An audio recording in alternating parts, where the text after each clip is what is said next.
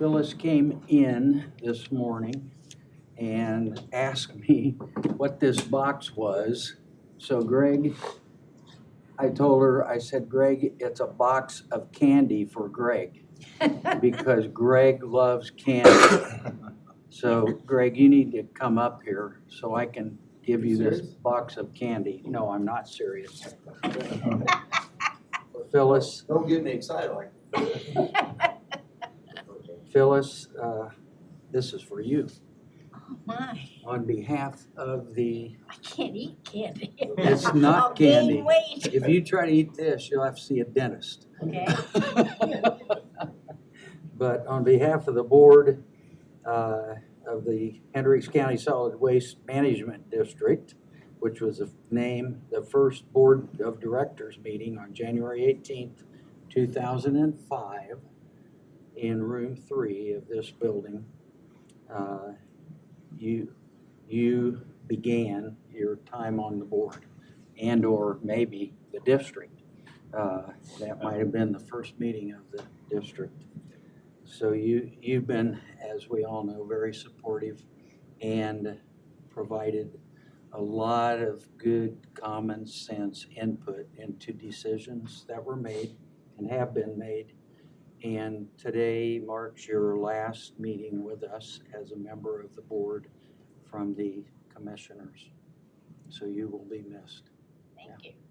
And thank you Do for I your open service. Sure, you can. Nothing's gonna jump out, but don't try to eat it. Oh, It's heavy. yes, it is. It is heavy. Very good. Can I get a photo of you two together? Yeah, Without the box? does this need to be in there or not? No. Okay. All right. The award is from Kokomo Opulescent Glass, so Okay. it is. It's beautiful. Yeah. Do you want anybody else in it? All right, Thank you. good, thank you. Phyllis, thank you. I will have to say that the commissioners, before I took office, created the single-member district. And I was totally lost when I started on the board and was on the committee to select a director. And we interviewed 2 or 3 and thought we've got to go back and look. And I looked through the resumes we received, and it was on an afternoon, and I called Lynn. I said, after hours, I said, would you be interested in coming to Danville and interviewing for the district? He did. That's the best thing I think I've ever done for the district. Well, I appreciate that. We've both learned a lot in the time, since that time, yeah. So how did you know Lynn to call Lynn? He had submitted a Oh, so he had resume. submitted his He resume. was working for the Okay. city of Indianapolis, I Okay. believe. Very good. And to tell you how long ago that all was, I answered an ad in the newspaper. That's not how you find a job anymore. No. No, and that was before 5 children too, I think. Oh, yes. Yes. There was just one at that point. Yes, Very good. Well, Phyllis, thank you. We all thank you. thank you. The district thanks you very much. Okay. We do have a quorum, thankfully. I would ask if there's any changes to the minutes or comments, and if there aren't any, I would need a recommendation to approve the minutes. So moved. Second. It's been moved and seconded. All in favor say aye. Aye. Opposed? Okay. I read them as soon as they're sent, because if I don't, then I've forgotten what happened. Right. Public comments. Anybody out there in the public? Cal, do you want to say anything? You're a public. Okay. And Doug? Thanks. You're a good supporter. Yes, yes. Outreach coordinators report. Well, hello. Miss Amy? Things are going very well. Not a lot to report. Everything's pretty smooth. We do have a few communication snafus that we're working through just due to changes in how schools are allowing communication to happen. So we're changing with the times and carrying on. That's a short report this time, but thank you. Okay, director's report. Yes, We a are couple of on to Lynn. Yeah, thank Yeah. you. A couple quick notes. We are now live streaming the meeting. I believe the commissioners and Mr. Wathen are probably pretty used to that now, but as Doug informed me this morning, if the lights are green above your head, then the mics are live, and the video feed is live anytime you're in the room. So one other housekeeping piece, Katie wanted to be here this morning. She's home with a pretty sick kid this morning, so she's sorry.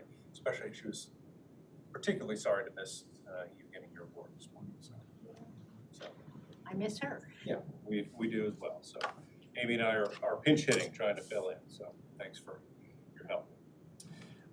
First, I want to start with the congratulations to the board for its leadership regarding the Governor's Award for environmental stewardship for the Liston Recycling Center. I'll send that around. That's the bit of hardware that we received. And just a couple notes. I just appreciate the board's steadfast support for the project. Like most projects like this, there were some curveballs and hiccups, but you all were committed to it, and it's paid dividends. When the nomination was submitted, it was in the recycling and reuse category, but the IDEM Commissioner's Office liked the fact that we had used a brownfield site for the project, and so we were actually awarded in the land use and conservation category. So that was a nice piece there. The awards were presented at the Partners for Sustainability Conference, September 17th in Indianapolis. 6 other organizations also won awards, and then had Mr. Bridget and I had photos with Governor Holcomb on October 1st. And a brief conversation, but a nice conversation with him. He seemed familiar with the location and was impressed with the results we'd had, and thought he might swing by the next time he goes to Liston for some barbecue. He's familiar with the rusted silos. So, and something else I learned, Brian Rockensous, who is the IDEM commissioner, lives in Brownsburg, and is also very familiar with Liston and recycling center. So that was good to hear. So I appreciate Mr. Bridget coming along, both to the conference and to the State House. So congratulations again to the board and the district as a whole. So moving on, program updates. We finished our Talks Away Day season this past Saturday at Hummel Park in Plainfield. It's a beautiful day. If you'll recall, that was our relocation of the event, but we seem to have done a decent job getting the word out, because we had almost 900 folks through in 5 hours. 888 was the final count. Total for the year was 4,148 participants through. That's off about 140 from last year. Last year was a record breaker, and still puts 2024 in the top 5 all time. And one of the things that we really noticed a dip in participation for our 4th event this year, but we had done one in July, August, and September was that 4th event. So 3 events in 3 months may have been a little too close. Sometimes the way we schedule just kind of has to, the venues kind of dictate what's available. And so we are working on dates and locations for next year, and it's looking like we're going to be able to spread them out a little better again. But it is getting a little trickier to work with the venues and get things scheduled. And my hope is that we'll go back to Hummel Park for our Plainfield. That location ended up working very well. I would think that you'd have better traffic control there. Things are just, we're able to just spread things out and Yes. queue people up a little better than most. So, yes. Yard waste recycling centers continue to be very busy. We're on pace with last year's record-breaking level. We're up over 1,000 users year to date against the average, which is an increase of 33%. It's sites are just very busy. And then we saw a boost in activity out there after the storms as a result of the hurricane late September. The centers will be closing for the season November 30th. We're ready for the inundation of leaves that we know are coming. We will, as usual, reopen the sites for Christmas trees a few days before Christmas and leave them open until about the middle of January, is usually what we have done. We've been talking a little bit about relocation of the Plainfield Yard Waste Recycling Center. That has been discussed with the town for some time. The word we got last week is it can stay put for another year, which is good because the town is having difficulty determining where they want to put it, and we'd like to move it one more time and leave it alone. So, and I think the town has the same desire. It's just a matter of finding where that is. So this buys us another year to better make that decision. And really, it's a decision that the town needs to make. So, but the good news is no changes right now, and we have a little more time to figure it out. So, Coatesville and North Salem, activity at both locations is ahead of last year. Especially at Coatesville, we're just getting more calls that the bins are full out there, and thankfully we haven't had trouble with dumping to this point, but we're getting to the point where we may need to add some additional servicing out there to try to stay ahead of it. Liston Recycling Center, we're approaching 40,000 visitors since it opened. The chart here at the top shows the green bars represent visitors each week this year, and the blue dots are visitors the same week last year. Last week was the first week since we've been open where current visitors wasn't more than previous visitors. So last week we missed it by 2. But things continue to go well out there. We've now collected 456 tons of good, valuable recyclables out there. Have been open a few more than 300 days. So if you do the math, every day we're open, we're collecting 1.5 tons of material. So that's good. We're plugging away out there. Since it is our last meeting of 2024, it's hard to believe, but a couple of housekeeping things. We usually talk about a review for my performance. I would appreciate that opportunity again. And I've met with a couple of board members over the years. That's generally how it's happened. And the new way that we're handling the salary resolution for next year, there's a performance pay piece that whoever does that review would make that determination for me in that meeting. So I'll leave it up to the board as to how you all want to handle that. Dan and I have typically done that the past probably 4 years I ever think since. that's good. Yeah. Good team. So if you want, I'll get a hold of Dan and we'll set that up. Okay. I appreciate that. Yeah.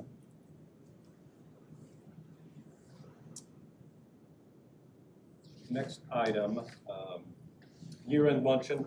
It's something we've kind of begun doing here as a larger group the last few years, and would appreciate that opportunity again. We'd invite employees, board members, CAC members. Everybody can bring a guest if they so choose. It's just a great way to wrap up the year and really thank the folks that are critical to the district's success. So we've held it at the Country Club of Indianapolis the last couple of years. Nice venue. They took good care of us. So the cost has been around $600, depending on how many folks show up. And we've tentatively reserved a room for December 6th. If the board would like for us to move forward with that, we will. If you would prefer we do something else, we will we'll do that. But I wanted to bring it before you all this morning. Everybody okay with that? Yes, I attended last year for my first time and it was very nice. Okay. All right, and we will begin to put those pieces together. One note about 2025 budget, it was finalized last week, thanks to Mr. Wathen and the county council and Nancy Marsh, the auditor's office. It's always a hand in glove process to get us through, but we are all set for 2025 budget side. And then my next point was about our meeting schedule for next year. We've been meeting quarterly for quite a few years now. Is that how the board would like to continue? If so, we would meet in January, April, July, and October, and we'll always call special meetings if needed. Okay. Okay. All right. I never want to assume, so. We'll leave it as it is, Lynn. Thank you. Okay. A couple upcoming events just to make the board aware of. Today, Avon Chamber Luncheon, I'm presenting. So if you don't have plans for lunch, you can come over there and help me answer questions. November 8th through 10th, Amy and Katie will be attending the Environmental Education Association of Indiana Conference that's being hosted at the Indianapolis Zoo this year. They've gone a few years, and it's a good opportunity for them to network with other folks that do their same job in different capacities. And then November 13th through the 15th, I'll be attending the Resource Recycling Conference. It's in Louisville this year. So it's been a few years since I've been. It's always a good kind of 30 and 40,000 foot view of recycling. So I think that's all I had for the director's report. Any questions for Lynn? Okay. If you have some spare minutes, you might just the little the slugger baseball. I've never been, yes. It is interesting. Okay. We've talked about taking the kids and never have, so, okay. The museum. down there? Okay. Well, it's actually, you can see them making the It's bats. manufacturing, they manufacture bats down there. Yeah. It's pretty neat, Yeah, it is neat. very cool. So if they give you a break, I may have to check that out. it's right downtown. Very good. Okay, financial report. Lynn, I assume that you'll keep talking. I'll keep talking. All right. On our financial facts summary sheet, there's not much to point out this time of year, plugging away in that regard.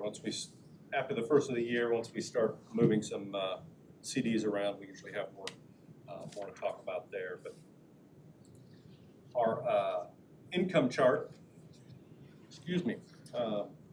for the final disposal fee income, you can see the new rate of $1.25 per ton is reflected in the totals for April through September. And it was interesting because we talk about how special projects that are won by the landfill impact the amount that we receive. And you can see in August and I guess it was July and August. No, I'm sorry, August and September. Even with the new rate, the amount we received this year was less than last year. Again, due to those special projects, I would assume. Year to date, we're 75,500 ahead of last year, and we're about 167,000 ahead of the average. So, good news. We identified that we needed some more income, and it is happening. Yard waste, we've talked about how busy those sites are. We are almost $7,000 ahead of the average for the year, and we're even approaching 1,900 ahead of last year on the income side. So again, those sites are quite busy. On the back side of that sheet just kind of as a graphical representation of how the money moves and some comparison data. there are no questions there, I'll move to our third quarter report. Again, this shows every line item for every month. A couple of things to point out here. When we built the 2024 budget, it was built with the idea that we'd be receiving $1 per ton. So our income is exceeding the budget amount that we would expect at this point, on top of additional yard waste income. And one note we have been, because the agreement that we have with Pratt Recycling regarding the corrugated cardboard that we collect at Liston is if the market price for cardboard is high enough and we collect enough, we receive a rebate. Well, for the year, to this point, it's been over $4,700, and that offsets the cost that we would normally pay for having that bin there, but then also generates some revenue for us. So that's a nice perk. It's one of those you never want to count on because we can't predict what cardboard prices may do, but it is a benefit. So I did want to point that out. A couple of other points are cost for insurance, specifically workers' comp. Last year we were not audited. This year we were, and our Liston Recycling folks have been deemed garbage works, which puts them in a pretty high workers' comp category. We've been able to avoid that with our yard waste folks because the kind of job they do is it's more clerical. They stay in their buildings, but since our Liston folks are out moving about and helping. Once we got that that invoice, I called our agent, discussed with her, is this something we can go back and forth with, and is there a different way that they could be categorized? And there really isn't. I don't like the term garbage workers, garbage works, because that's not what they're doing. They're not hanging off the backs of trucks. They're not, but there's not much wiggle room. Lynn, has she been to the site and looked at the site so that she could share with the insurance company that, because it's not a, pardon the wording, it's not a dump like you would take things to, and they're not working in all of that. Right. They are helping some, but basically people go in there and they're doing it themselves. They're there to explain things if they need to. Right. And I've pulled on that thread a little bit, and then I also spoke to the director down in Monroe County, because they have some similar setups, and he's same thing. He said it's pretty. In fact, the rate that they pay down there is higher than what Erie is quoting for us. So Erie is the carrier. Yeah. I would think that, due to the lack of repetition, right? Repetition and overuse is what causes a lot of these claims. That doesn't fit the mold here, right? And so maybe that may be something you could challenge it on at some point in the future. But okay, sometimes there's sticklers for that. that's the impression I've gotten, and the next audit that we receive, I'll be a little bit more careful exactly how I describe. That may be the crux of the issue, but the impression I got was there's not a lot of wiggle room. But we'll try. So, one other item to point out, under auto repairs and maintenance, the district's van is a 2006 Chevy Uplander. Doesn't have a lot of miles on it, but it sits outside all the time. So we recently needed to have brake lines repaired. We have done that. That was an immediate need, but the underside of it is rusting out. So we do have a quote to get that repaired, along with a sensor that needs to be repaired. It's about $4,000 worth of repairs. So that is not reflected here, but that's part of what one of the items the budget transfers. So So Lynn, you don't think that vehicle is at the point of being traded in for a new vehicle and spending 4,000 is gonna really keep it for quite a while Is there any longer? book value of it? It's gotta be limited. Again, it's got 45,000 miles on it maybe. So it's worth something. Right. And what what it has turned into is really a storage vessel, mostly for our Toxaway Day equipment and signage and things like that. It doesn't get driven a lot, aside from that. But we don't have a great place to store other things, so. So I haven't run the book value. I can't imagine it's great, but it's suitable for what we need, especially if we get some repairs made. I would think we can. 1,000 nurses, whatever. Yeah, yeah, Cost. yeah, Totally agree, yeah. okay. Those are things we need to look at, right? Yeah. I mean, For what it's worth, I don't know about those talking trade-in and whatnot, but we've had pretty good luck in Danville going through the government auction online. Okay. With the rare exception of specialty vehicles, it seems like most of our general trucks and things like that, we've gotten better deals with people picking up online, oddly enough, so maybe Okay. something we look at. So for the town to sell, is Yeah. that not purchase but sell? Okay, good to know. Instead of trading it in, because they normally give you very little for that, we've had better luck getting a little bit more. I think the county usually takes theirs to auction. Very good.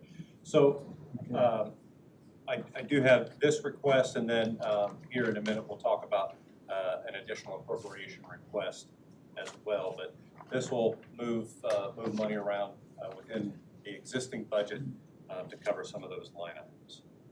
So I would entertain a motion for the budget transfers as requested by Lynn. So moved. It's been moved. Do I have a second? Ben, will you make the second? Okay. Any questions further?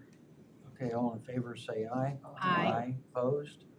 Okay, thanks, Lynn. Right. Then the last thing under the financial report is our registers of claims for August, September, and October.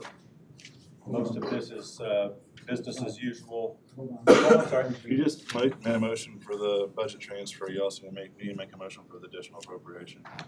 I had that under new business, but we can if. Okay, I thought we were down there, okay, that's fine. No, we're not there yet. Okay, but, sorry. That's all right. That's fine. Don't let me forget. Keep them on their toes. There you go. Tells us that you're over there watching. That's good. For our registers of claims, not much to point out aside from, most everything is pretty typical. We did get our invoice from the State Board of Accounts for our audit that started last November. So that's on the August claims.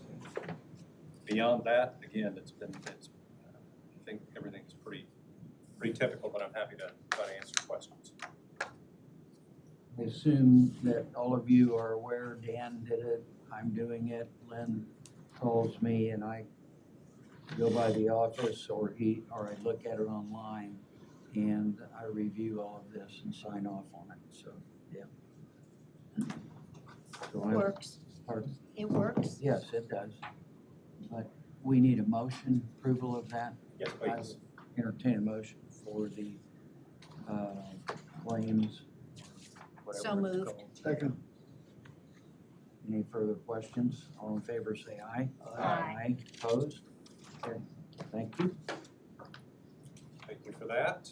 Hey Lynn, new business. Now we're down to what Eric asked about, additional appropriations. Correct, additional appropriations. So when we were developing the 2024 budget, it was in the spring and summer of last year, based on program activity levels at that point and final disposal fee of $1 at the landfill. We tried to tighten up things best we could, but as we've seen, our programs are increasing and expenses are as well. So despite those budget transfers that we did, we will fall short for 2024. So the requests, the overall request is for $50,000 broken up. $25,000 for our Coatesville and North Salem recycling centers, $15,000 for our yard waste recycling centers, and then $10,000 would be allocated for the Hendricks County Special Projects Fund, which acts like an expense against our budget, or our general fund budget. And we expected that to be around $800,000, but now with the increased tipping fee, it will be more, so. So, say $15,000 for the yard waste centers, is that in salaries, is that in? Just operations, the cost of, the vast majority is just the cost of having the material removed from the centers, because we're getting more of it. So folks do pay when they come, but they're, it is, the amount that they pay does not cover the total cost of operating the centers. Just seems like a lot of money. The coffee's going up too. Yes. So the chair would entertain a motion to approve the additional appropriation as requested, which would be $50,000 broken out as Lynn outlined it. So moved. It's been moved. Seconded. Any further questions? All in favor, say aye. Aye. Aye. Opposed? Okay. Go ahead, Lynn. All right, thank you. The next item is our CAC report and our fall grant recommendation. So the CAC met on October 15th. 3 of the 7 members were able to attend in person. We did receive notes and scores from 2 others that couldn't be there that day. And the board packet included notes from the meeting and a spreadsheet that summarized the CAC's recommendation. For the fall round, we received 6 applications requesting $18,300. The total recommended award amount is about $10,400.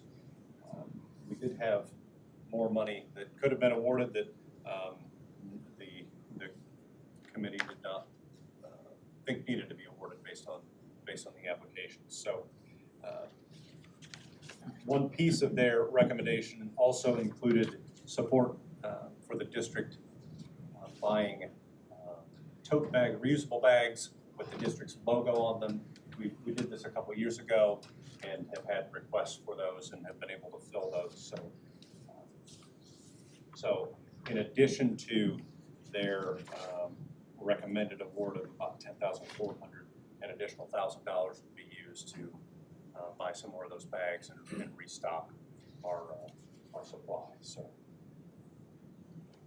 any questions on the CAC's work with the grant review? Amy, I assume that you are in both Mill Creek schools and Northwest Hendricks schools. Not as much as others, but yes.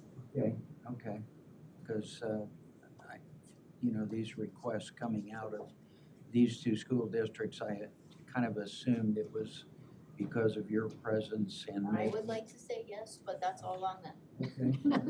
Very Although good. the one from Tri-West, the Oh, gentleman that's spoke to. true. Yeah. I did speak to them. Okay, good, very good. I think that's excellent. So we need to approve this, right, Len? Yes, sir. Move approval.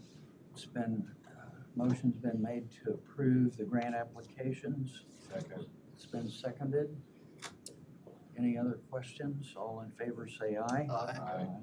Opposed? Okay. How are you on that? Thank you. Thanks for serving on that. Thanks for letting me continue to do something. It's good to get out. Thanks for being here this morning. When you didn't have to be. Okay. All right, next item to discuss is our annual final disposal fee analysis. In your board packet, you should have received a document that looks like this. Kind of my attempt to lay some groundwork for the discussion that I expect will transpire here in a minute. The resolution that the board adopted in January stipulated that we needed to take a formal look at the final disposal fee rate and ensure that it's meeting the needs of the district. And we need to do that annually. So that's what we're doing today. I guess in broad strokes, from my perspective, the $1.25 move to $1.25 per ton was certainly an improvement. Still much lower than it would need to be to make up for the fact that the rate hadn't been touched since it was initially implemented in 1992. And adjusting for inflation, if you want to look back at 2004 when the district was formed, it would need to be $1.66 per ton, or if you want to go all the way back to 1992, it would need to be $202.24 per ton. Again, just adjusting for inflation. We've talked about the amount of activity in the district's programs. When we're successful, that's good, but inevitably it costs more money. So as part of our 2025 budget work this summer, we discussed future needs and opportunities for the district, potentially an additional attended recycling center, maybe a different model for our household hazardous waste, additional staff person, those kinds of things, and recognize that, especially for those capital projects, if the district's not going to borrow money, we're going to need to rebuild our reserves in order to do that. So the other note that I'll make is last year at the October meeting, Waste Management, Justin Buster from Waste Management was here representing the landfill, and he noted at that point that their position was move to $1.25 per ton for 2024, and then move to $1.40 per ton beginning in 2025. So any changes that the board would like to make in the rate would require a public hearing and an updated resolution. So this document does include some information on those recent final disposal fees. I don't know how helpful it is. It's a lot of numbers, but what questions do you all have? Discussion? I mean, when we talked about this and they said we could raise it to $1.40 next year, I said we raise it to $1.40. My question on that would be, based on what Lynn has said to us, is that enough? Or would it be out of line to raise it more than that? And I'm not necessarily, well, anyway, I'll just throw that out there. I'll leave it alone at the moment. Mr. President, since Justin, I've talked to him, he talked maybe about a year or so ago. Since he's kind of recommending $1.40, I agree with Eric, let's just move it to $1.40 and live with that. That's a 12% increase. But we still have to have a public hearing Right. for that. Yeah. And, I agree. January, right? I wouldn't want to raise it anymore. No. okay. And the impact or the raising it to the $1.25 that was done, really, it didn't affect anything the way maybe some of us thought it might. Right. I think it has historically been difficult to tell, to anticipate how much will be received, and then as a result, to know if it has had minimal impact or no impact or what. There's still plenty busy at the landfill. Yes. I will say that. Hey, you know, my concern is the landfill's a limited resource. And I think when we first looked at this and did the analysis in 2021, we were fine with Hendricks County waste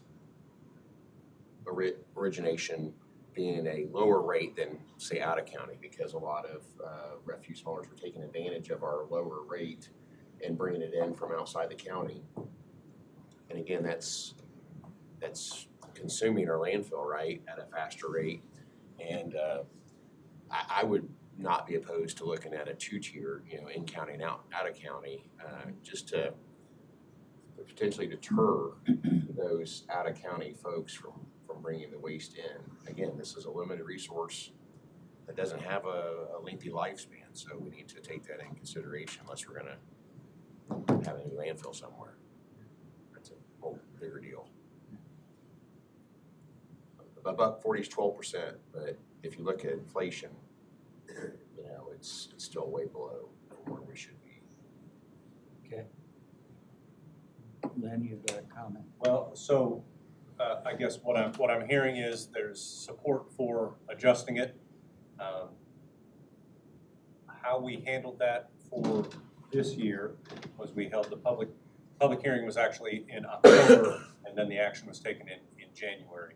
As I understand it, we could do the public hearing and take action in the same meeting. So would back up, and then for this year, action was taken, the resolution was approved in January, and then the new rate went into effect April 1st. Would the board like something similar? How would you like the resolution to read? $1.40 beginning April 1st, or? Heads are nodding, so I Start.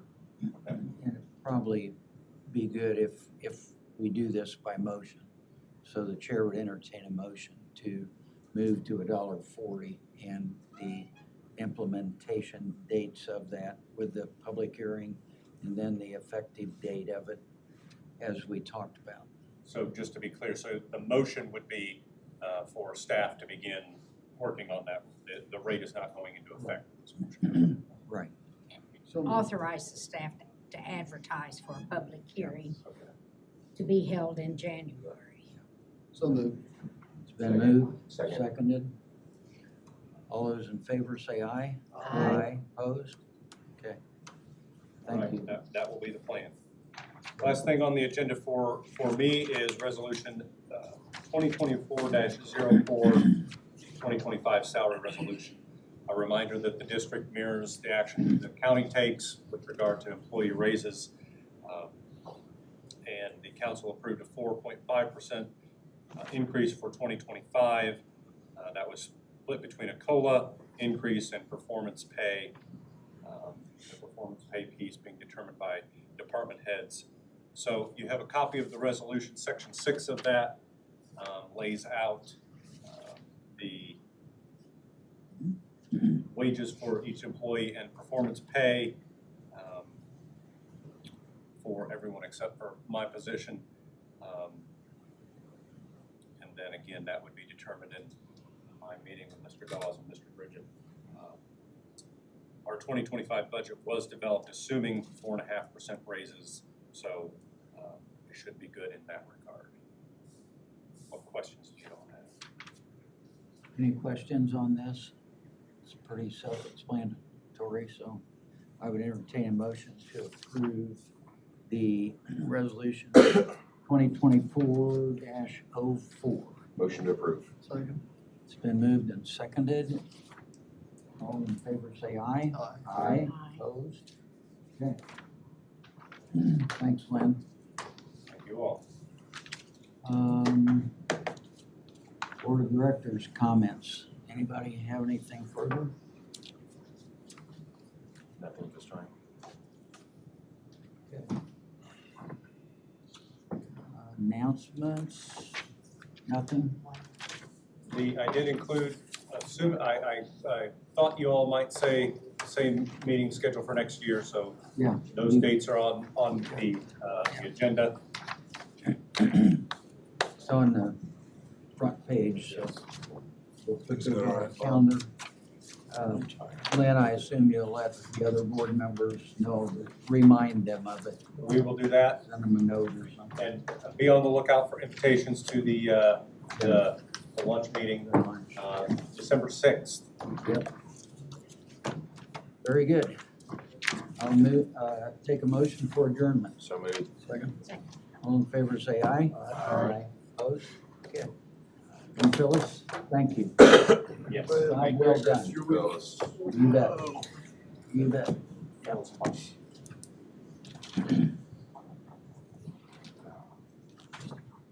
Who's gonna win all the hits now? I You, what?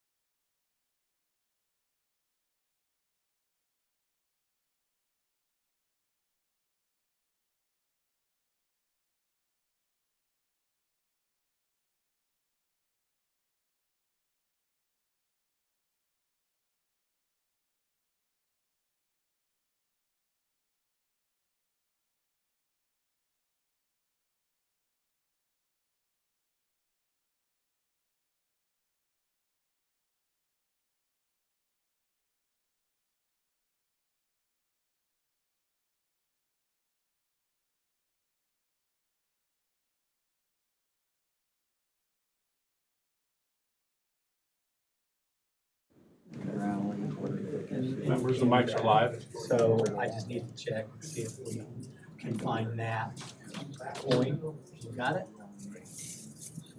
Or this one. I mean, sometimes they set quarter sections, and surveyors have used that, so it just depends what's there. What's a bottle cap? It's actually off a Coke bottle, and they put a nail into a power pole. Yep, that's back out in the sixties and seventies. My dad used to do that way back in the day. Yeah, that's exactly what that is. Stan Shartle did that a lot too. Okay, thank you much, Dave. Mhm. I saw.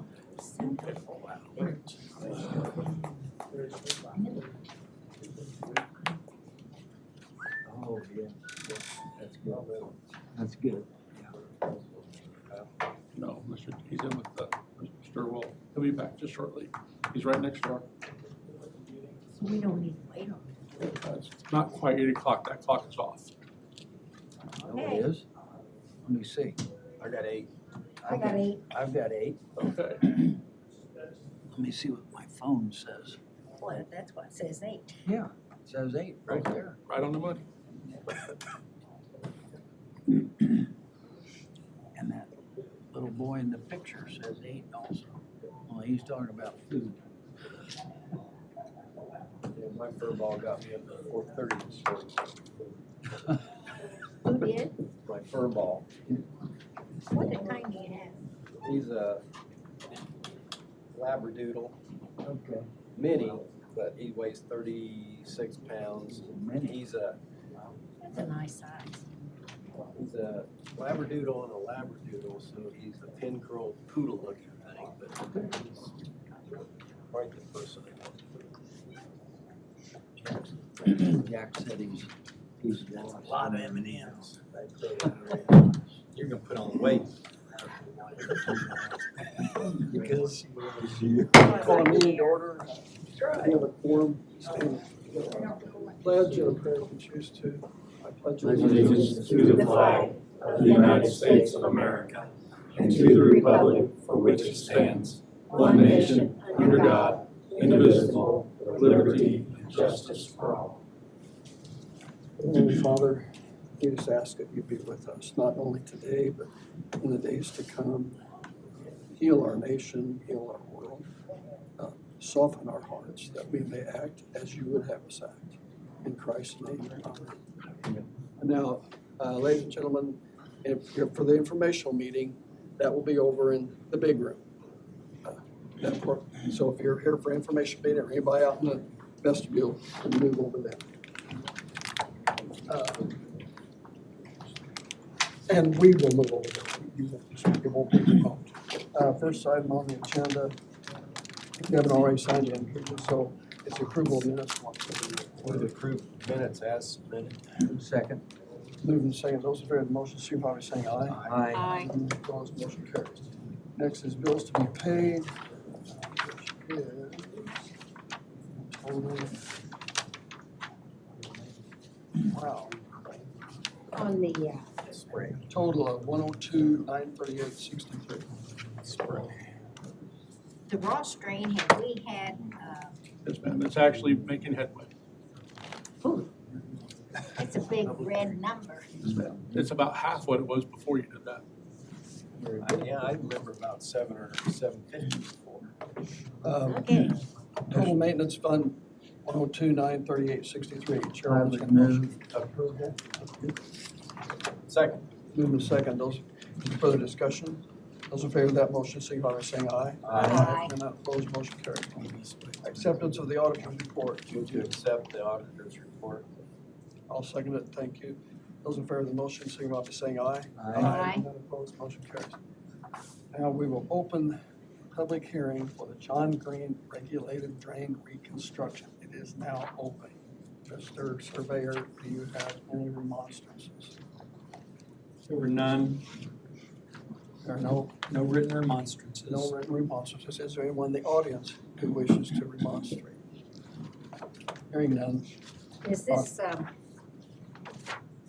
I've got a big aerial if you want me to read it, because I don't have the Let me go get the aerial. No, is this a vacation or is it a, It's a reconstruction. We're gonna replace the tile. Do you know where Wings Meadow is? Boone County line and 1,000 east, okay, north of 1,000 north.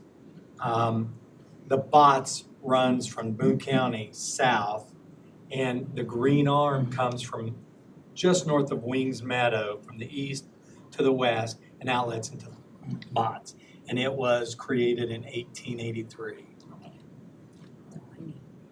It's kind of in that area up there where there was a group looking to Yes. put in a large. On Turley's farm, Yeah, about yeah. 10, 15 years Dick ago. Lewis it's did up in that. that area. Presidential Estates is what that was proposed to be one called. name? Yeah, that was one of the names. It was Okay, about are there- 3 times. it came Okay, through. are there any comments from the public regarding this reconstruction? And we'll entertain drainage board comments on this reconstruction. It's reconstruction because we're upgrading the size of the pipe Using ARP funds. using our funds. Yes, ARP funds. ARP funds. Yep.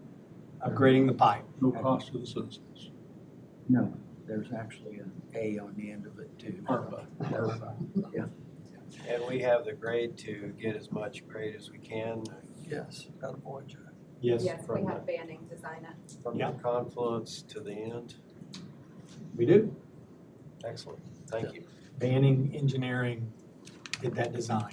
Okay, now, if there are no other comments, we'll close the public hearing. Now the chair will entertain a motion of action on this item.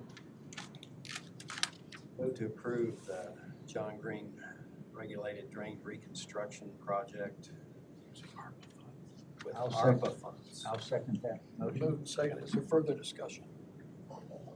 Those in favor of that motion, signify by saying aye. Aye. And none opposed, motion carries. I think at this point, we're ready to. You want to close it? You want to close the? Um, Yeah, he closed the public hearing. We closed the public Oh, hearing. okay. We took our action. Right. So the meeting will continue. No, this meeting needs to end. Because it's not a public meeting over there, it's an informational meeting. Okay, all right. So we'll Well- go through the rest of the Yes. agenda. Greg, David. Okay, we need to do wishes to be heard. Is anyone with wishes to be heard in this meeting? Okay, then. Everybody okay?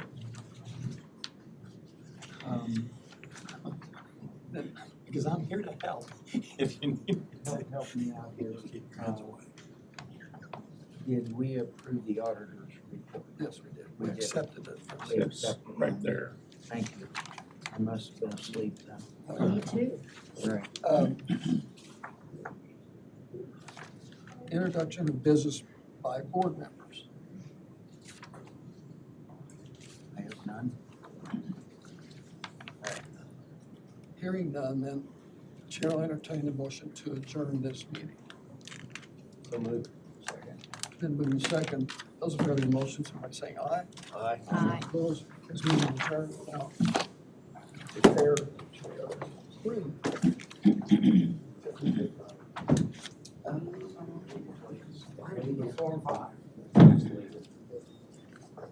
Hey, Gary. Do we need to take, do we each of us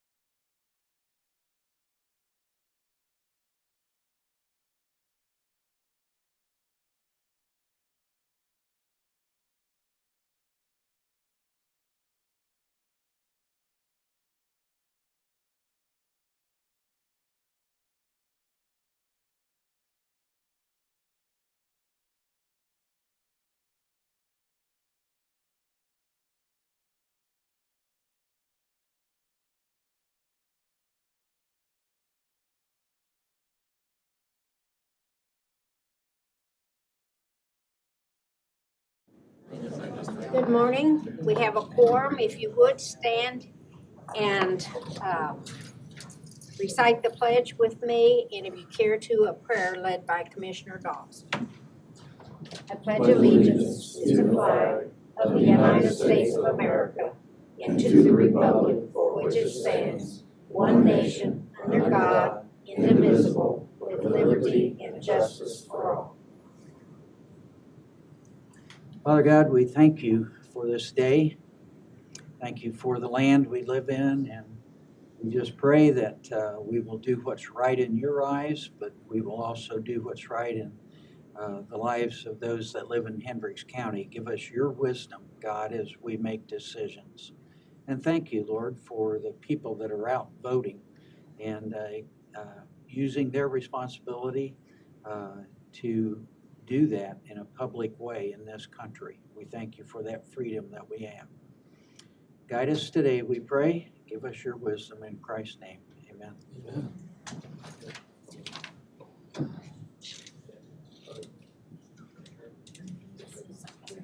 First item on the agenda is the approval of the minutes of the October 8th Commissioners meeting and the executive meeting on October the 8th. Move for approval. Second. Any questions or comments? None. All those in favor say aye. Aye. Aye. Motion approved. We have claims. Move for approval. Second. Were there any questions about that? None. None. All those in favor say aye. Aye. Aye. Motion approved.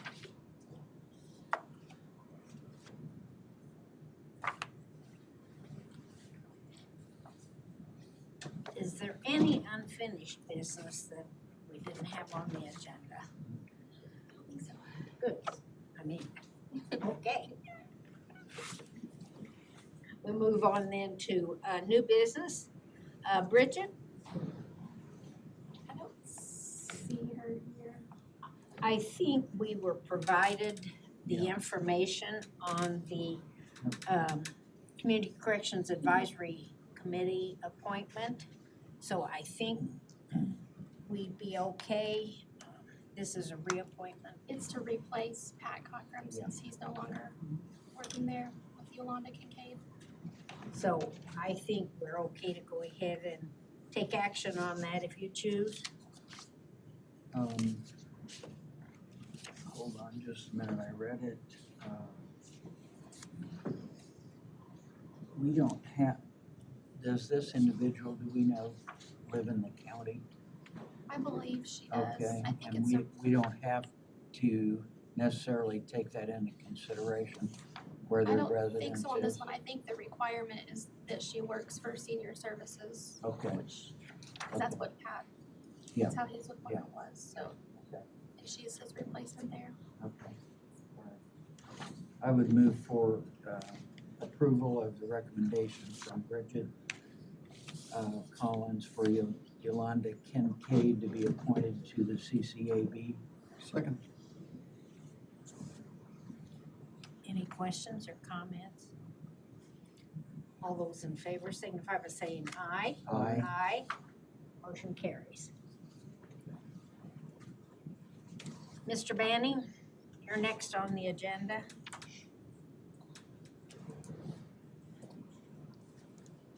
Good morning. For the record, Jeff Banning, 853 Columbia Drive, Suite 101, in Plainfield.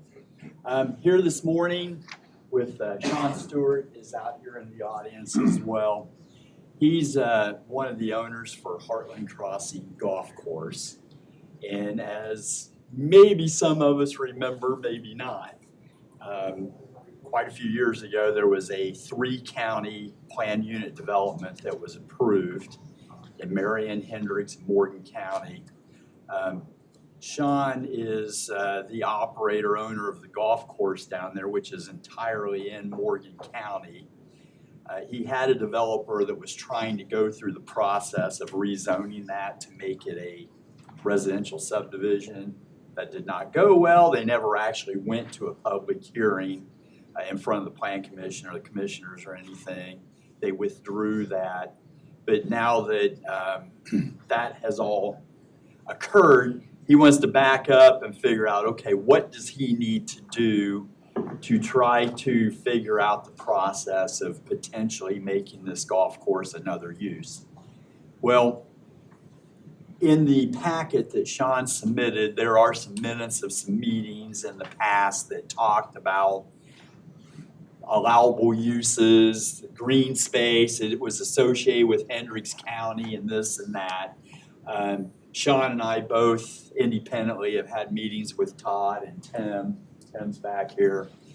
And their thought was this really wasn't a Hendricks County issue. It was really a Morgan County issue. We're just here to try to understand what Hendricks County would want from us going through this process. Is there anything we need to do through the Hendricks County process as we potentially look at changing the use in Morgan County? That's really why we're here. That was one of the questions that came up leading up to the Plan Commission meeting that never happened. So that's why we're here. I'll be honest with you, I was not really involved in any of the previous zoning stuff. So we're trying to go about this the way that we think we need to through the process, and Hendricks County is a big part of this. Hopefully you've had a chance to read the minutes of the meeting. So that's why we're here. I have. I tried. And I guess I would like Tim's input. It looked to me like that Cedar Run was approved as a subdivision, multi-county, and that the green space that qualified for that subdivision was in Morgan County, which I assume that is the golf course. Correct. Well, that's one of the green spaces. Okay, so if that is developed as a use other than a golf course, is that taking away the green space that was approved by the Hendricks County Plan Commission and commissioners? I'll be honest, I don't have anything to add to what Jeff said, because this wasn't done as a traditional PUD. There was no development ordinance or overall concrete plan. It was a hodgepodge of zoning districts created as one ordinance, which isn't really a PUD. And obviously across municipal boundaries. I'll say, I don't know how to interpret the enforcement of that. Okay. Nicest way to say that. Okay. And to your point, Phyllis, and I know that's how it was written, and here again, we did things a lot different way back in the day. If it was, well, I know, we were all still, yeah. If you really read and look at, and we could argue this many different ways, if it was really public open green space, everybody could go out there and just do whatever they wanted to. It's really a business. It's more the looks. It's not really public open green space. It's a business. It's a failing business and has been from day one, and we've talked to previous owners of the course. And so, Sean's wanting to figure out, okay, what do I need to do to move this forward? Our goal here this morning, we just need something from Hendricks County. Hey, do we need to come before you? Like I said, we've talked. Yeah. I mean, I read through this and I looked at it, and the minutes, and this is 1997, so on, but it says it was approved with a favorable recommendation with the stipulation that the golf course is green space. And then it goes on to talk about other things, but the golf course is all in Morgan County. totally. So in my mind, we don't have anything to do with it. Other than if they want to change it if the owners want to change it, then they go through whatever the Morgan County requirements would be. And I would think can convince Morgan County that this, and it is a business of the golf course is not doing what it should do, and it'd be better if it's a housing development, and then work through that. That's my thinking, and we're not involved in it. On the Cedar Run side, the part that's in Hendricks County, we would be, but that's not what you're talking about. No. At all. And I agree. Yeah. Although I still think about those people who live in Hendricks County in Cedar Run Yeah. and any effect it would have on their quality of life or Right. their neighborhood. So Yeah, have you talked to the neighbors? Oh, yes, yeah. And Greg, to that point, you know, I was here.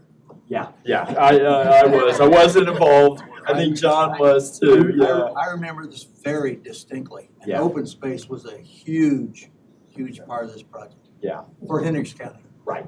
it's part of the It- minutes. It was discussed openly, continually, and it was made very clear that the open space that was considered for the entire development was part of the consideration why it was approved in Hendricks County. Yeah. I remember Yeah. meetings on this, and talks about this a lot. And A so lot. that open space is still there in Cedar Run. That hasn't changed. Well, the golf course though is part of that, even though it's not in the Hendricks County side.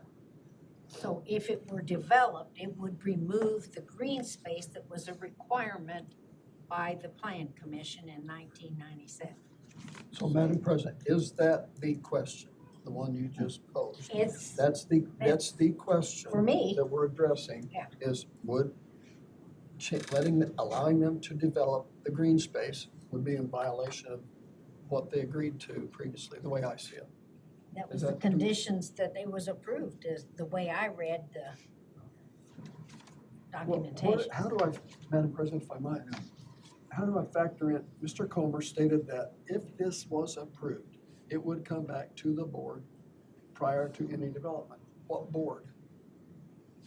I'm assuming the Plan Commission, the commissioners, So is that? probably Plan Commission mostly because it would have been the That's zoning. okay, then that is not what is occurring right now then. No, That's not this. no. Yeah, that's what we're trying to just determine, to decipher. Do we need to come to you or the Plan Commission in the future because of this potential change? And it might be, I say this all the time, hey, my engineers don't design stuff in a meeting, right? I mean, you know, it might be, I don't know, Greg, I know you have intimate knowledge of this, but do you need to review this further? Do we need to have a discussion and maybe we come back? I need to look at. I don't want to make a rash decision. We're just trying to figure out how we would proceed. That's really our goal right now. That was not vetted very well in the previous process. Let us talk about it, because this was a big issue back in the day, and There are pages and pages here. There are. So would you? if they don't come back, the people in Hendricks County would have no voice at all.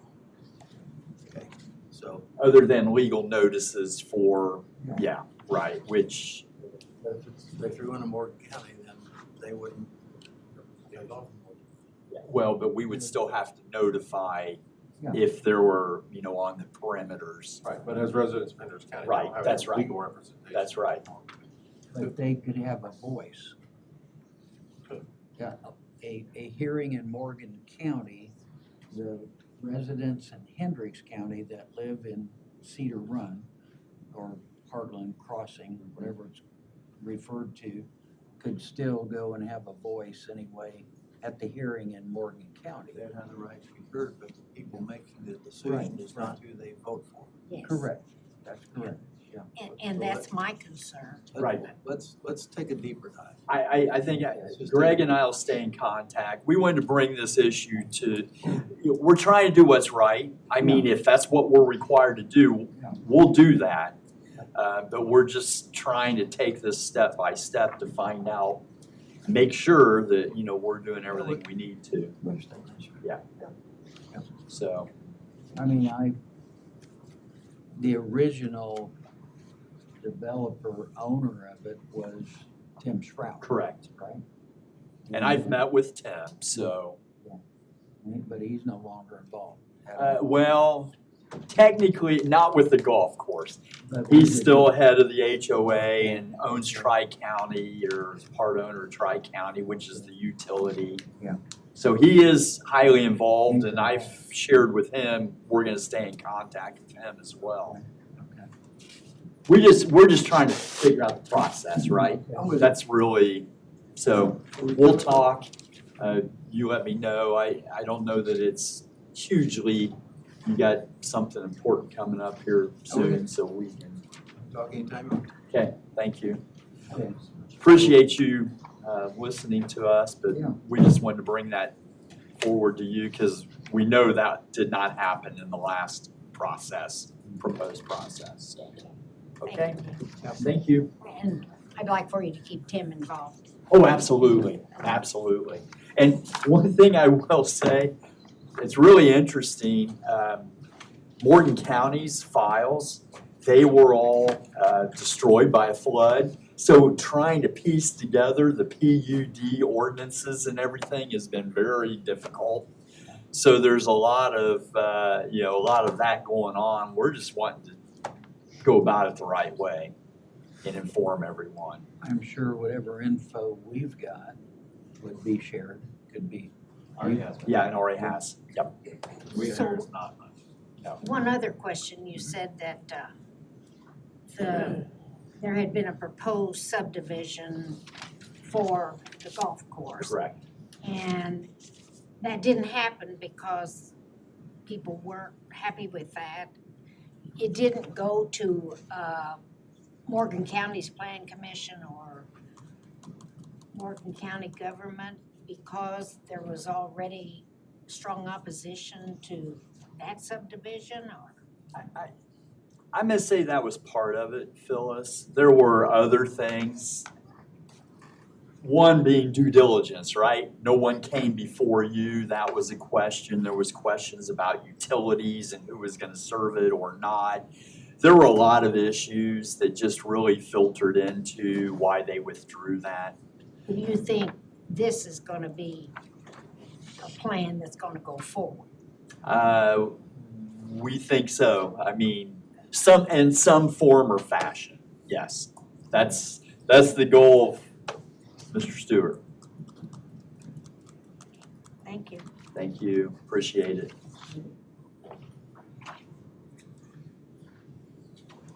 We have a contract for Purdue Extension Cooperative, Jeff Pell. It's an annual contract. You guys have copies of it? We do. I submitted this last week just to review. It's our annual contractual agreement that we need to have signed for Purdue University to be able to put it in this year's budget. Like I said, it's what we do on a yearly basis. You see how much it is there on the second page, but just a reminder, thank you for all the support you guys do, but at the same time, Purdue does kick in on the 3 educators and support staff, technical services, and Peter's support, and then we also, my benefits and the other 2 educators are covered in addition with what you give. The difference is covered by Purdue as far as benefits, health, and some other stuff, and our difference in our salaries. So, and then the CWC, Purdue does provide for Hendricks County and as well as our nutrition education program assistance. So Jeff, you're technically an employee of Purdue? I'm technically an employee at Purdue, but funded partially by the county and then the remaining federal and state funds, yes. The three educator positions that we have in the county. And the space allocation in the building over there hasn't changed? No. Same, you're not asking? No, none of that. This is just the addition of just paying for the 3 educator positions that you guys cover. or the portion of it. Madam President, I would move for approval. Second. I'd just like to say that this organization and these people provide a lot of educational opportunities for people who live in our county, and we benefit greatly from their work. So, I agree. all those in favor of the motion to approve the contract with Purdue Extension signify by saying aye. Aye. Motion carries. Thank you very much.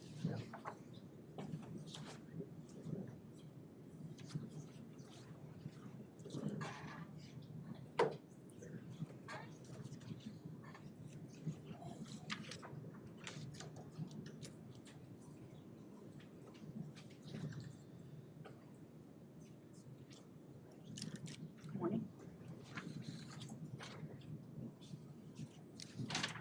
Aaron, Yes, you're there. I'm here. At our last benefits meeting, there was a question about adding 5 additional hours onto the HRH Danville site for the Wellness Center.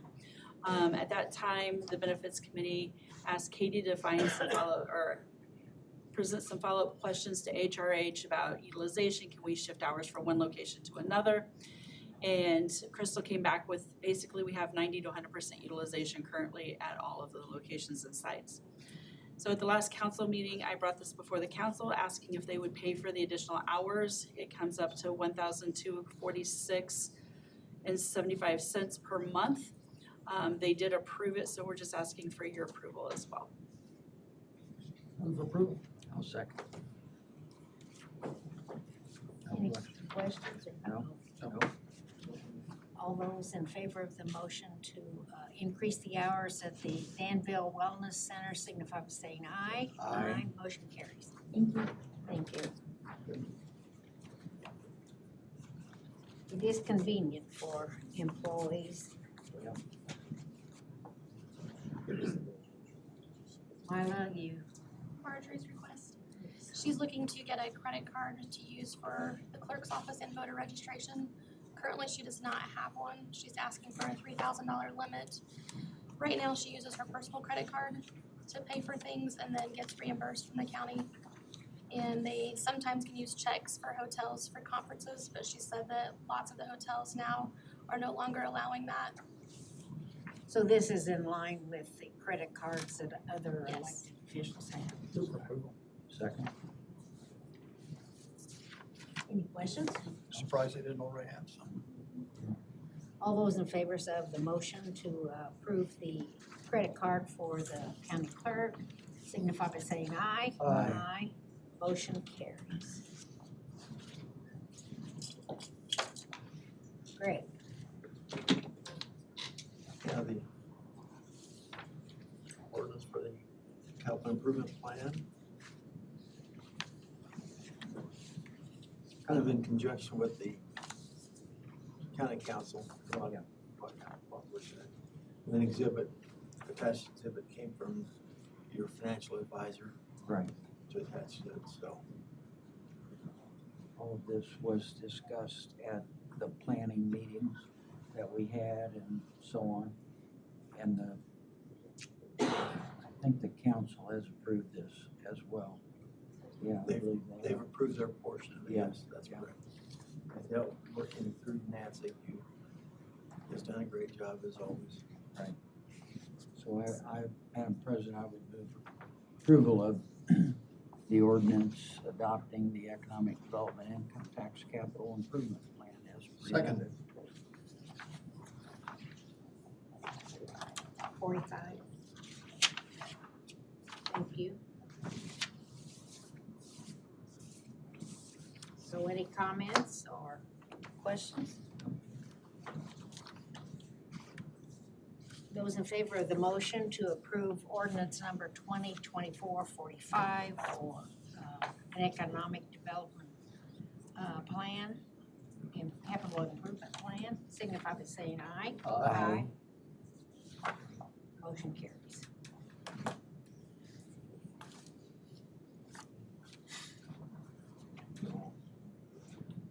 Okay, do roundabouts. What's that? to do with roundabouts. Yeah, and it's all good. this Stuff. Oh Good. my God. Movement of traffic. Yes. Lots of other stuff. Yeah. Good. Keep you busy. That's all right. So John, you wanna buy some equipment? Yeah, and if you're not in favor of it, then Kurt's the one that wants to buy equipment.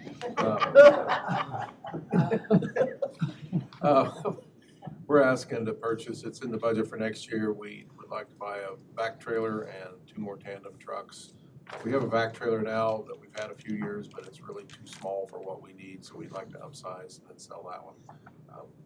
The trucks and the vac trailer are on the Sourcewell QPA contracts. The cost of the vac trailer is $207,000. The cost of the 2 trucks together is $256,900. So we'd like approval to go ahead and order those now so we can get them hopefully by the end of next year. Move for approval. I'll second.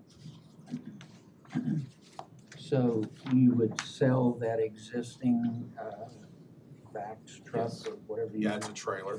Yeah. It's a trailer. Yeah, we would sell it. And you can sell it? Oh, yeah. We've had it, what, 4 years? Five. Sit at auction. Yeah, we put it at auction. Madam Like President, we do the trucks. is it in good shape? I think so. It's pretty good shape. Yep. Okay. You Because wanna- there are people who need those. Yeah, there are. It's just, it's got they have smaller, Kirk can explain it more, but they're limited on how big the hose size on it's too small, it won't suck up bigger stones sometimes that we need to when we're trying to pothole utilities, dig down in the stone. How long have we had the tandem axle dump trucks that you're going to replace? One of them's a 2016 with 132,000 miles, one of them's an 18 with 110,000. And neither one internationals, are they? No, one's a Kenworth, one's a Freightliner. No, that's how old they are. And with new highway garage and all of that, might help us keep these vehicles longer. Correct. Okay. 95% of the trucks sit outside because we just don't have a building to put them in. Okay. Yeah. Move for approval. That's hard on them. I'll second the motion. Any other questions or comments? All those in favor of the motion to approve the purchase of the equipment, signify by saying aye. Aye. Motion carries. Thank you.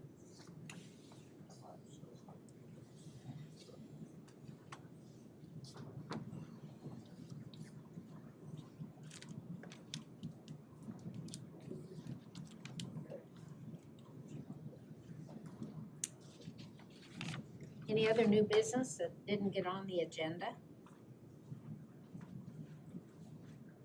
Hearing none, we'll move on to comments from the floor.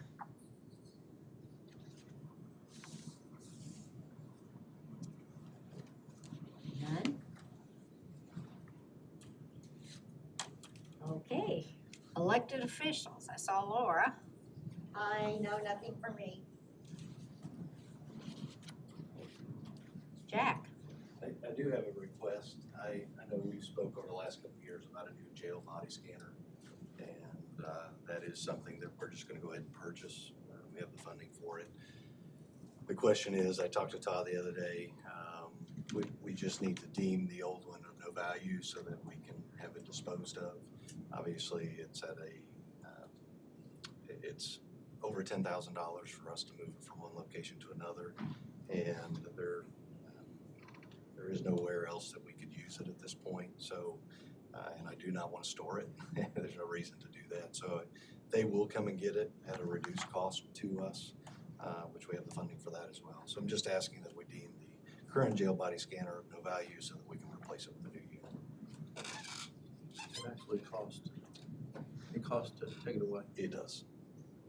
So do you have a destination for, I mean, is there gonna be a purchaser or? No, so that's the thing, is essentially they will take it apart and they will remove it and do with it what they will, which I think essentially they'll scrap it. So the technology over the last 8 years has changed greatly, and that unit is becoming obsolete. Today, the units are technologically advanced and will help us ensure that we're stopping things from being able to be brought into the jail on those body scans, and also the radiation levels, those kinds of things have changed. We can scan people more often. If we have a frequent flyer today, there comes a point where you can't scan them anymore. That's going to help us on that side as well. So, Sheriff, I think you said you even talked to other sheriffs that. I and there did was speak no with another interest. sheriff and asked him if he would be interested, and he said absolutely not. If they're going to get a unit, they're going to spend the money and buy it. So this was new when we built the This was jail? new. No, this was new. We moved it from the old jail Okay. to this new jail. Yeah. Okay. So I would accept a motion to deem the current scanner obsolete and of no value. So moved. Second. So will the motion carries if we vote?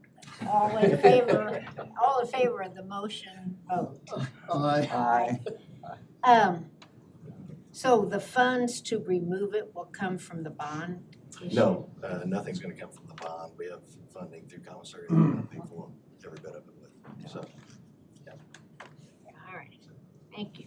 yeah, no bond money will be touched. Okay, Thank you. we still have bond money to use. Yes, we do. While the sheriff's here, it reminds me of some discussion, I think, that you brought forward maybe from a past meeting of that we, at some point, and I don't know when we do it, not now, but it reminds me, I think you brought the discussion to us about what the commissioners need to approve that you as other elected officials or department heads can do and so forth, so we don't have maybe things like this coming before us all the time that you could simply act on. So that's different, okay. Be different than the deeming of the value. Yeah. It's more of a contractual purchase. So this is really, but it, okay, I'm with you, but it brings up the other discussion. Certainly. Yeah, that we need to have at We some do. point. We do need. Yeah, sure. Okay. I appreciate it. Thank you.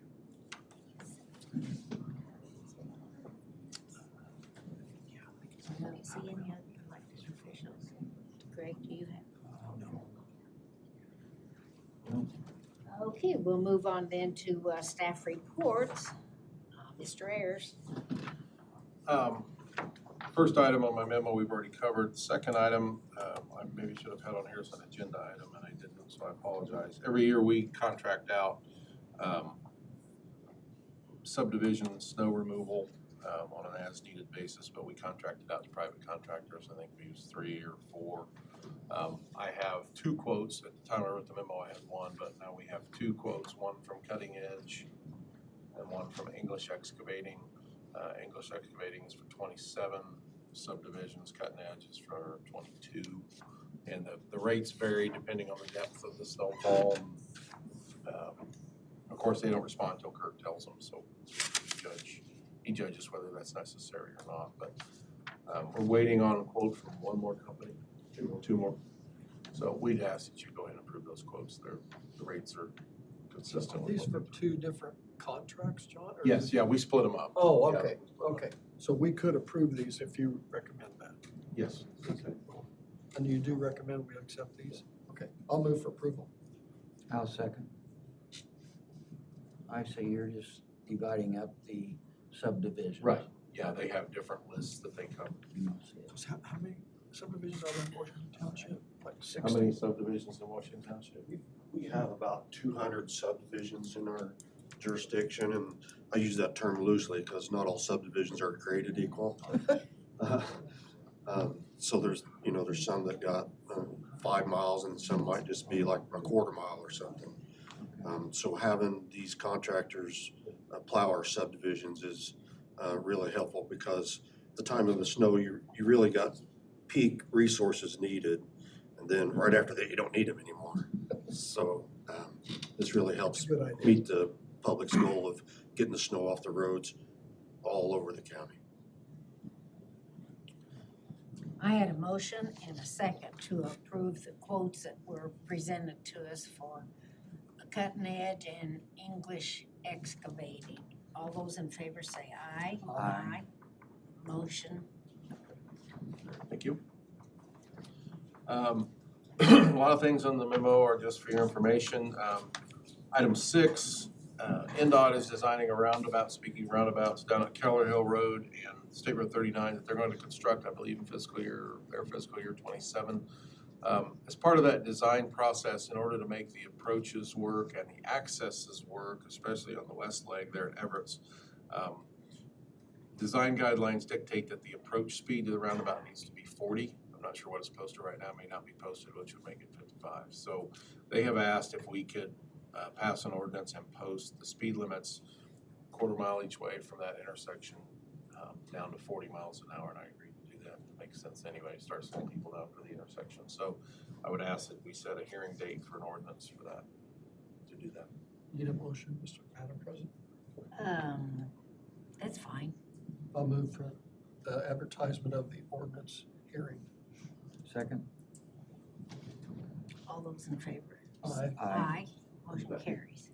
If you can get it to me today, then we can do it the 12th, but it would have to be before like 11 o'clock today. Okay. If not, then it'll be the 26th.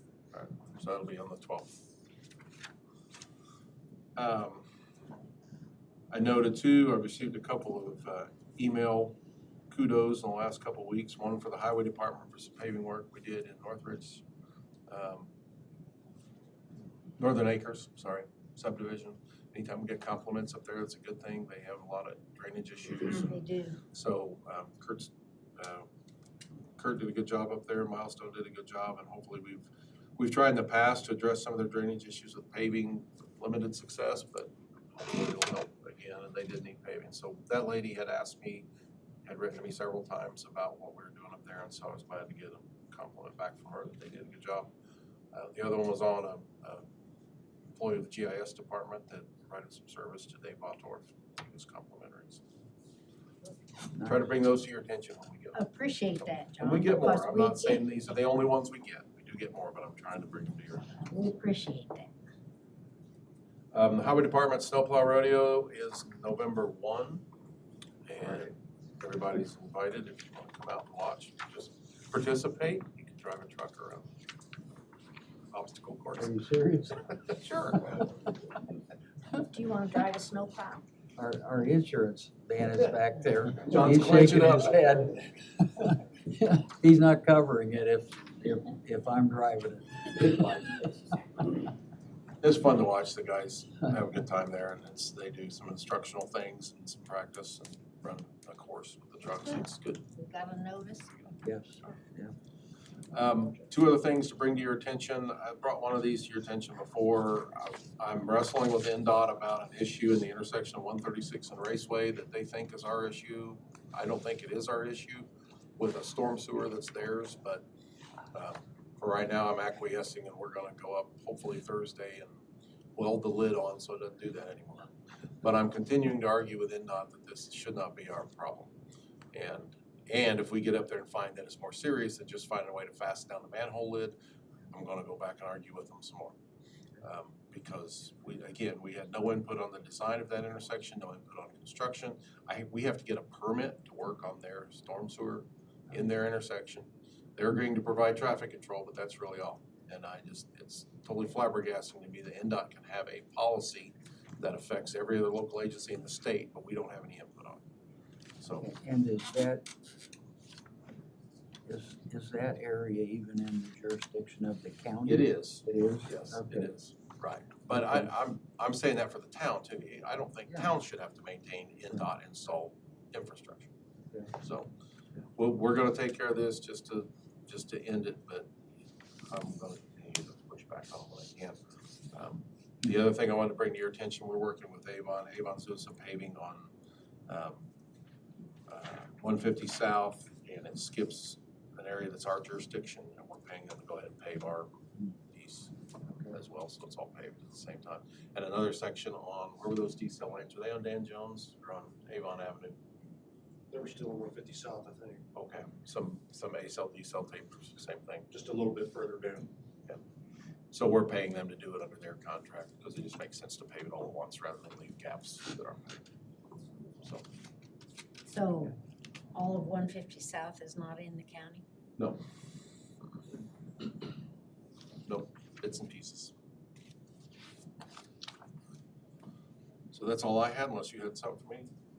Kurt, do you have anything you want to know? Do you have anything else for me? You have anything, Bob? No. Todd? My report includes informational updates for you. Nothing requires any action, but I'll be happy to discuss or provide additional information if you need it.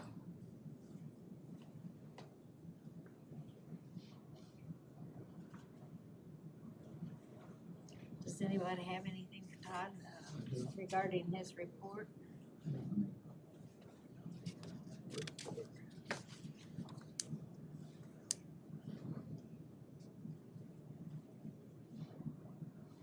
No, appreciate what you're doing with 2 or 3 of those on your Yeah. list. Yeah, Thank you. thanks. Doug? The 2 items on my report were just information. I did get a request yesterday, come to me late, the clerk requesting to accommodate the new time clocking in, to have one installed in her office.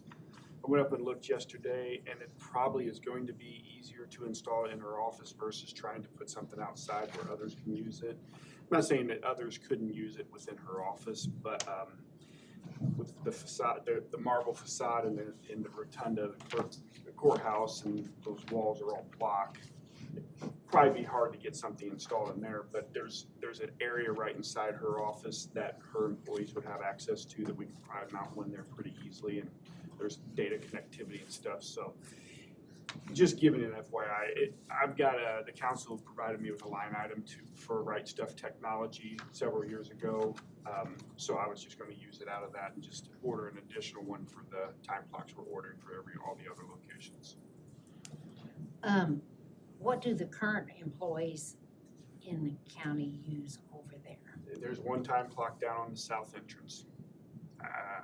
Whether everyone uses that time clock or not, or still uses their PCs to clock in, I'm not sure. The courts do it the courts are gonna do it the way they do it anyway. I talked to Catherine about it. She had apologized to the clerk that when we asked her initially, she said that they were good, that they only needed the one time clock, but she wasn't really factoring in all the clerks' department.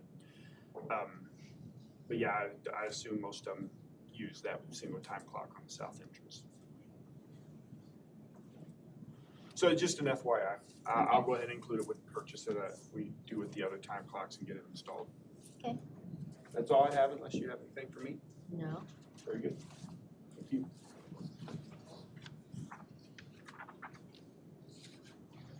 Mr. Jack? Good morning. Good morning. Basically just provided project summaries on some of the projects that we have. If you have any questions, be more than happy to answer them. I I went to the open house for the coroner's office, and that is very nice. We're hoping to start up the generator this morning, so that's a good step. Yeah. Quite the project. I had kind of a personal tour by Chubb. Yes. And that was very eye-opening to me as to what they plan to do there with the different spaces that they've never been able to do. It's amazing to me, the process. Yeah. So it will improve things greatly with how the coroner deals with not only what happens, but with the public, with families, that apparently we really haven't done what they're planning to do. I think that's very good. I do. Dan and his staff has been a great help through the process. Good. No further questions? Space study, is that delayed a little bit? It is delayed a little bit. This is what I was told, the 30 days. I think it could be a little bit further than that, but we should hopefully get something within 30 days. One of the reasons it's delayed is you're gonna get a lot more expansive study. We put in a lot more apartments than what we originally intended. So you'll have a total look across the county departments. All the surveys were just completed this past week. It took a while to get all the department heads corralled. But that got accomplished, and Eric's on vacation this week, so we plan on meeting with him in the next week to 10 days to help him take that data and start to melt it down.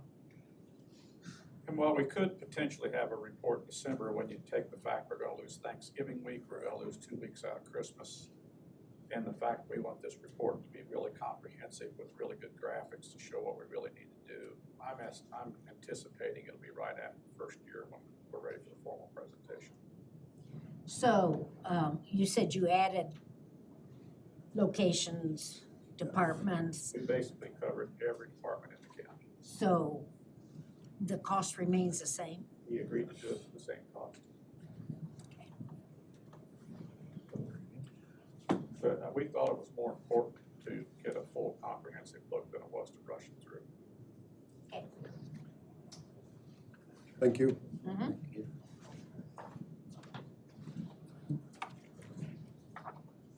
Well, looks like we have come to the end. Commissioners? Nothing? I have 2 or 3 things. There's early voting going on out there, and it has been highly used. And if you need to vote, today's the day. We've seen long lines, we have limited parking, so just vote. The other thing is that I did see where the Avon Marching Band were the regional championships is becoming quite a regular thing with Avon Marching Band. They changed directors a couple years ago, and they continue to excel. So, you know, that brings more recognition to Hendricks County. Flu shots are available on Wednesdays, and you need to get your flu shot.